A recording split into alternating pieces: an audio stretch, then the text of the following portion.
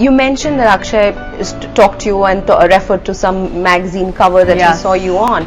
You know, people at CNBC are so excited that you're going to be our guest this week on Beautiful People. Given the way you look, with your serious dress, but given the way you look, given the way you speak, you're amazingly articulate, and I haven't had the chance to speak to you before. All sorted out, it seems. Well, you know, having said that, the question is, let me finish this question. Yes, ma'am. How do men react to you? Do they lose their head when they encounter you? And I mean men in general. And how do you deal with it if they do? I think no. I don't think they lose their head at all. I think, okay, how do you put this?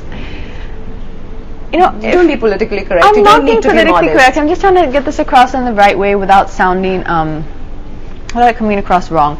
I think I do have a good equation with all my co-stars and with the men I generally interact with, be it my directors or the male co-stars I work with. I don't mean this in terms of... No, I'm beneath that point. I know what you're saying. Yeah. And men, I'm saying these are the men I interact with. Okay? I think I'm not offensive to them. And this is what I'm trying to get across. I'm not offensive in the way that I'm not too dominating. I am not too forceful of my opinions, and I like to hear what they have to say. I think if you're every man's fantasy, you know. So I think it's that. I think it works into that fantasy a bit of just, you know, a nice simple girl who will not bother us too much, and, you know, nice to have around, pleasant, and not too domineering on the eye, and not too domineering. So I think that maybe has something to do with it. Do they listen to what you have to say? Because when someone is as successful and as beautiful as you are and happens to be a film star in India, they tend to think of you as a wind-up doll. You just mentioned it. I know, but you have to think who I'm interacting with. Who are the people I'm going to really be talking to? And they see and they sense the you beyond the...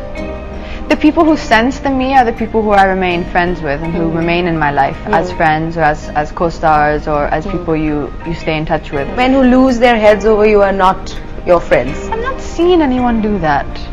I've really not seen anyone do that. What was all that news about how you were one of the most Googled people on Google and the image downloads were maximum? Okay, who do you Google? If you were to Google, gives me a sense of what interests you. What are the things you Google for? I don't Google people. Not people at all. That doesn't interest me, no. Okay. I Google things, weird things. Like? Just whatever's in my mind. Like I Googled once the nutritional value of a sweet potato because everyone was telling me you can't eat sweet potatoes. They're fattening, and, you know, you're not supposed to eat them. And I said yes, they're really healthy. So I Googled it to make sure, and I was right. They are the most. They are the highest nutritional content of a carbohydrate, really, and it's technically a vegetable, not a carbohydrate. Do you Google yourself to see how many searches throw up your name? No, because I don't understand how that works quite. But there are times where recently, not before, but sometimes now around the time of a movie release, I do just type into the news, not the Google. You type into the news alerts, and I just see generally. I flip through it. I don't read everyone, but I just see generally what is there. Like, you know, you get a feel for the vibe on the internet, and the internet is very important nowadays. What are some of the things you're interested in, Katrina? One thing I would love to do right now, which currently is in my head, is a very, very realistic, just take on a normal relationship in an urban life.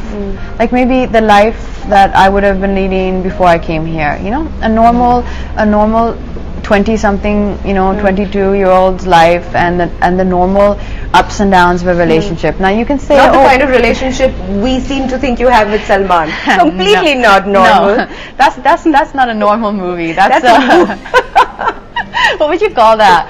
You would call that a fictional entertainer. This would be something. Something that captures the moments. And having said that, I think Wake Up Sid was a film which touched me a lot, because I thought it captured some very realistic poignant moments that everyone goes through in life. And that is something which I want to see. You can say every film is about a love story between a boy and a girl. No, it's not in this way.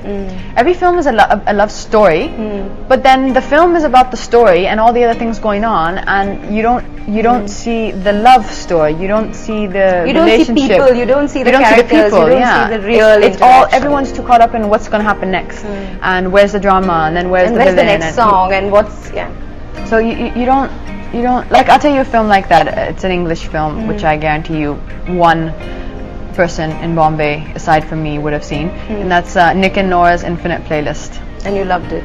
It's such a nice film. You know what I need to get this across. You're getting in that film the sense, I'm feeling what that girl's feeling. I wanted to do films where the audience is going to connect to that, I've been there, I know what that's like. Like in Nick and Nora's Infinite Playlist, this girl is not really cool. I mean, she's just attractive, but the guy she likes is madly in love with this super hot chick. And she's always struggling. And you're identifying not with the super hot chick, but with... No, but especially in my teen years, I was always the one who would have like a crush on so and so, senior in school, and I was always the one who nobody would ever look at me. So I relate to that more than anything. In fact, I have an easier time to play a role like that than I do to, play the woman where every guy is running after her and she's just like, okay, I'm not interested.